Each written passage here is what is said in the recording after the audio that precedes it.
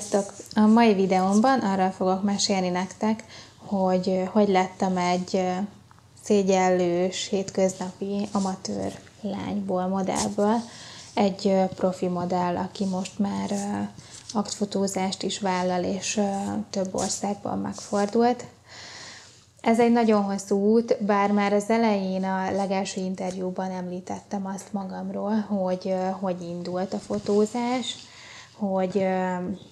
hogy indult el ez az út. Aki esetleg azt nem látta, gyorsan kitérek, csak annyira rá, hogy egy fotózáson vettem részt, mint sminkes, és ott a fotós, aki ma már a férjem, megjegyezte, hogy fotogén vagyok, és hogy szeretne fotózni. Nem gondoltam komolyan, hogy őszinte legyek, és ezért nemet is mondtam első körben erre a felkérésre. Aztán nem hagyott nyugodni, mert alapjáraton én nagyon szeretek alkotni, nagyon tetszik a fotózás világa, nagyon tetszenek a modellekről készült képek, és hát a páromnak is tetszettek nagyon a fotói, nagyon megfogott a portfóliója, ezért egyre többet rágódtam rajta. Amikor már úgy voltam vele, hogy na, akkor most beadom a derekam, elkezdtem beszélni erről másnak is, és sajnos az akkor körülvett emberek elkezdtek bombázni mindenféle jó tanácsokkal, leginkább negatív hozzászólásokkal, és ezt azért mondom el, mert biztosan van köztetek olyan, aki szintén megjárta ezt a káváriát, hogy esetleg egy fotós meglátta, és azt mondta neki, hogy rólad kellene egy fotósorozat, és azt mondta, hogy nem, vagy nem szeretné, szégyellős, stb. És elgondolkozott azon, hogy vajon mit fognak szólni a barátnői, mit fognak szólni a rokonai, szülei, sallala. Most én is így voltam ezzel a történettel, és akkor, ha azokra az emberekre hallgatok, akik körülvettek, akkor én most nem tartok itt, ugyanis egyetlen egy olyan ember sem volt, aki engem támogatott volna a kezdetekben. Leginkább azt hallgattam mindenkitől, hogy nehogy elmenjek, mit gondolok én, ugyan már ez egy pasi, tudjuk jól milyenek a férfiak, stb.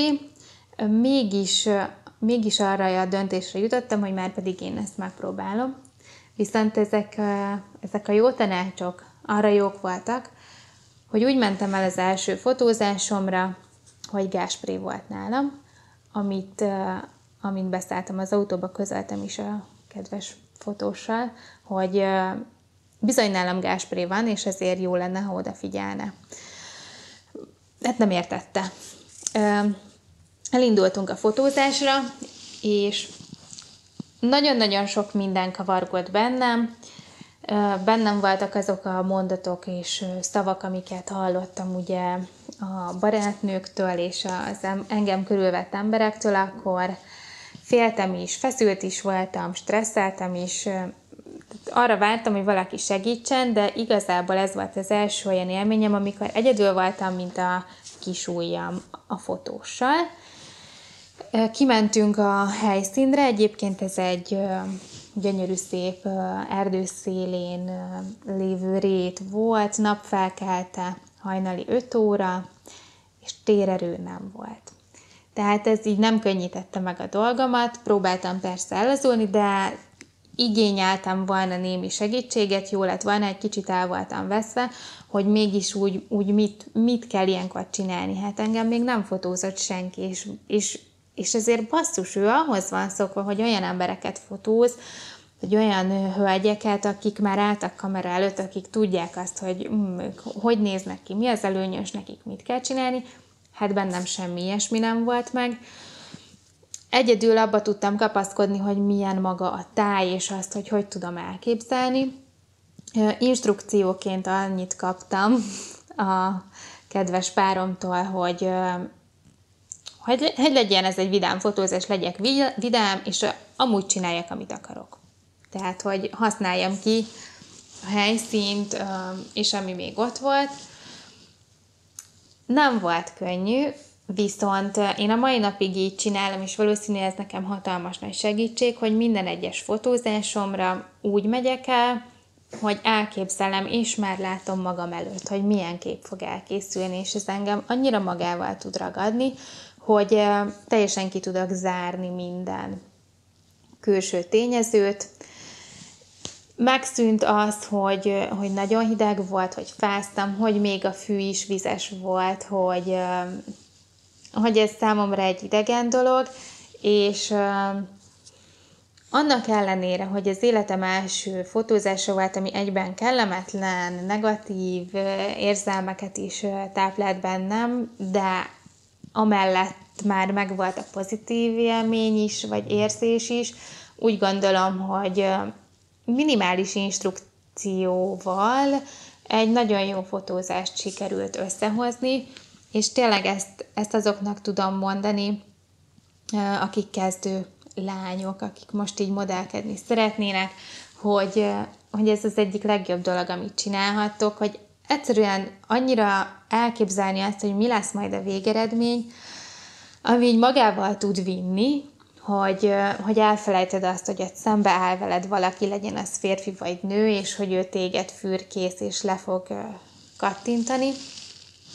Úgyhogy nekem ez volt az első fotós élményem. Majd megjelentek, vagyis hát elkészültek a képek. Ez is egy olyan dolog, hogy egy olyan nő életében, akitről még tényleg semmi nem készült, egy profi fotó, vagy annyira nem mutogatta magát, még csak szelfizni se szelfizett, viszont látja magát így, ahogy egy másik ember látja őt. Nagyon tetszettek ezek a képek, de volt egy pár olyan is, ami nem. Viszont 90%-ban ez egy számomra pozitív fotózás volt, és az egyik kedvencem, tényleg. Viszont itt jött megint be az, hogy mit mondtak az akkor engem körülvett emberek, és elkezdtek a hátam mögött pletykálni, hogy jaj, ki fotózott le, és vajon miért, és mit akart, és én tényleg elmertem vele menni, és stb. Tehát a nők azok, és az akkori barátok nagyon jól elláttak ezekkel a tanácsokkal, ez nagyon egyébként meg tudja keseríteni az ember életét, és ez folyamatosan jött. Minimális volt a pozitív visszajelzés, hogy igenis szép vagy, és igenis csak azért hívott el ez a fotós, mert te tényleg szép vagy, és nem azért, mert ő egy pasi, és azt látja benned, hogy. De nem vette el ez a kedvem, elkezdtem inkább arra figyelni, hogy én jól éreztem-e magam, én tetszek-e magamnak, és inkább ez tényleg egy ilyen befelé fordulás volt számomra, hogy én ilyen is tudok lenni, és még vajon milyen?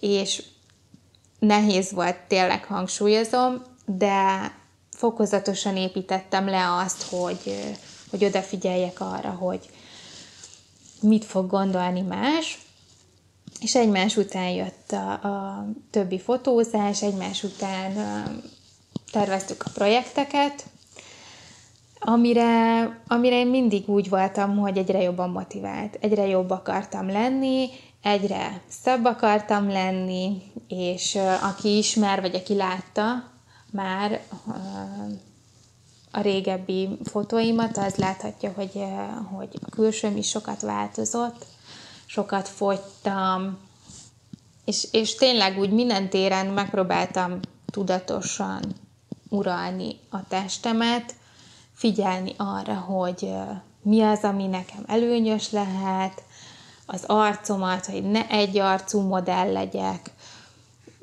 érzelmeket tudjak kifejezni, stb. Ezt mind azért csináltam egyébként, mert én mindig is idegenkedtem attól a fajta fotózástól és modellkedéstől, vagy azoktól a modellektől, akik nagyon retusálva vannak, illetve nagyon sminkelve. Szóval számomra az, hál' Istennek még nem fordult elő ilyen, de számomra az lenne a legeslegnegatívabb kritika, hogyha egy idegen fotós így felkérne akár az Instagramról, akár honnan, hogy szeretne fotózni velem, megbeszélnénk, hogy oké, itt és itt találkozunk, és nem ismerne meg élőben. Sajnos ebbe szerintem sokan belecsúsznak, és túlzásba tudják vinni azt, hogy sminkeljék őket, vagy hogy retusselják őket. Szerintem ez egy nagyon kétélű dolog, mert egyrészt biztos minden nőnek a hiúságának jót tesz az, hogy látja magát úgy, hogy amúgy milyen lehetne, ha laposabb lenne a hasa, kerekebb lenne a popsi, picit az arca olyan lenne, hogy az állíve, a minden rendben legyen, de ez nem a valóság, és én ebben nem akarok belecsúszni, soha nem is akartam, sminkkel ugyanígy vagyok, de ez egyéni. Tehát, hogy ezt mindenki döntse el maga, viszont szerintem ez, hogyha egy fotós felkér valamiért, akkor az felkér azért, mert olyan vagyok, amilyen, akkor ne legyen már neki, nem tudom én, milyen utómunkája, hogy ki tudjam belőlem hozni azt, amit amúgy ő látott az interneten rólam.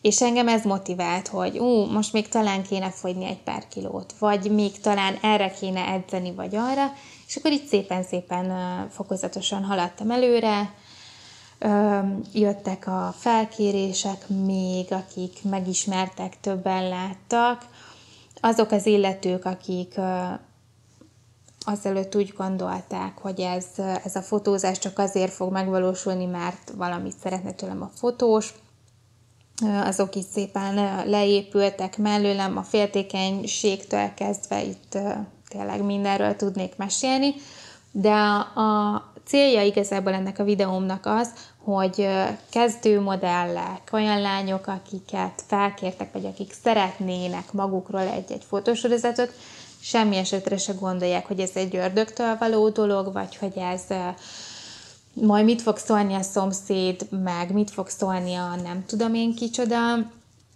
Én úgy gondolom, hogy legbelül azért mindenki vágyik arra, hogy magát viszont lássa úgy, hogy elégedett, és ez egy nagyon jó dolog, hogyha valaki megmutatja azt nektek, hogy is tudtok ti kinézni, milyenek vagytok ti, hogy lát titeket egy másik ember, mert higgyétek el, ég és föld az, hogy ti mit gondoltok magatokról. Pláne, ha rossz a társaság, amiben benne vagytok, és ők segítenek abban, hogy az önbizalom ne épüljön ki. Szóval én innen indultam, tényleg erről ódákat tudnék zengni, hogy bár most aktmodellkedek is, és hogy rengeteg fotózásom volt, hogy az elsők között tényleg visszaszámoltam szerintem, vagy 15-ször egymás után, hogy 3-2-1, akkor most fehérneműs fotózás, és nem, vagy elbújtam, vagy lekapcsoltam a lámpát, és stb. Ez tényleg egy hosszú folyamat, de egyetlen egy percét sem bántam meg ennek az egésznek. Szeretnék majd még mesélni nektek, mert nagyon sok olyan javaslat vagy kérdés jött nekem, hogy beszéljek arról, hogy majd már profi modellként milyen a kamera másik oldalán. Ez is arról szól, hogy milyen a kamera másik oldalán egy amatőrnek. És hogy ezt tényleg vegyék figyelembe a fotósok is, hogy ezért ilyenkor annyi minden kavarog egy lányban, és nem kell ahhoz egy fehérneműs vagy egy aktfotózás megvalósuljon, elég csak egy sima portréfotózás, hogy valaki zavarban legyen. A következőekben majd még szeretnék beszélni nektek arról, hogy milyen ez egy párkapcsolatban, hogy féltékenykedés felmerül-e, milyen profi modellként, hogy tudtak felkészülni dolgokra, mire figyeljen oda egy fotós, vagy mire figyeljen oda egy modell. Úgyhogy ez egy hosszú téma, ezért is döntöttem úgy, hogy több részletbe lesz ez a dolog, és remélem, hogy tetszett, vagy hasznos volt számotokra ez a kis mondókám is. Írjátok meg nyugodtan. Tényleg várom a pozitív és negatív kritikát is, mert abból tanulok.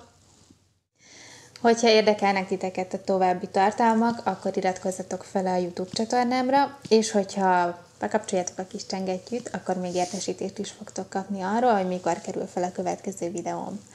A következő vlog az egy fine art portréfotózásról fog szólni.